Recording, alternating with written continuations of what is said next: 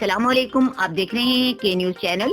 خبر شامل کرتے ہیں ساہیوال سے۔ ہمارے بیرو چیف چودھری ساجد مقصود نے میڈیا نمائندگان سے گفتگو کرتے ہوئے کہا کہ میں ریجنل اسٹور میپ کو ساہیوال میں بطور سینئر اسٹور کیپر ڈیوٹی سر انجام دے رہا ہوں۔ میں نہایت ایمانداری سے اپنا کام انجام دے رہا ہوں۔ گزشتہ دنوں میرے خلاف تھانہ سٹی میں مقدمہ 18-21 تار چوری کے الزام میں درج ہوا ہے، جس کی مدعی لائن سپرنٹینڈنٹ محمد صفدر اور گواہان ڈاکٹر اعجاز شاہ محمد شفیق ہیں۔ محمد صفدر اور میں ایک ہی گاؤں کے رہنے والے ہیں۔ میری اس کے ساتھ پرانی عداوت ہے۔ یہ لوگ میرے خلاف کئی بار جھوٹی درخواستیں اور مقدمات درج کروا چکے ہیں۔ انہوں نے میرے خلاف ایک مقدمہ FIA جبکہ دوسرا ڈکیتی کا مقدمہ فیصل آباد میں درج کروایا۔ ڈکیتی کے مقدمے میں پولیس نے تفتیش کر کے مجھے بے گناہ قرار دے کر ڈسچارج کر دیا۔ ریجنل اسٹور ساہیوال میں بطور سینئر اسٹور کی فرائض انجام دے رہا ہوں اور نہایت ایمانداری دیانتداری سے کام کر رہا ہوں۔ میرے خلاف ایک مقدمہ نمبر 18/21 تھانہ سٹی میں تار چوری کے سلسلے میں درج ہوا ہے، جس کے مدعی محمد صفدر صاحب اور اس کے گواہ ڈاکٹر اعجاز شاہ اور دوسرے محمد شفیق والد شاہ احمد ہیں۔ عرض یہ ہے کہ ایک تو میں یہاں پہ آل نال نہیں ہوں، میرا کوئی ایسا اختیار نہیں ہے کہ میں فرد واحد جو ہے نا کام کر رہا ہوں۔ یہاں پہ ایک سسٹم ہے، ایک قانون ہے جس کے SOP کے تحت ایشور سیٹ ہوتا ہے۔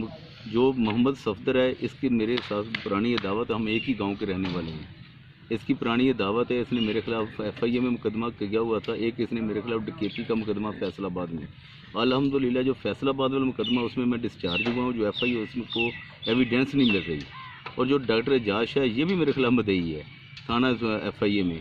اس کو بھی FIA اس کو ایویڈنس جو نا ایک سعید اشرف صاحب ہیں، اس میں انہوں نے انکار کر دیا کہ میں جھوٹی گواہی نہیں دوں گا۔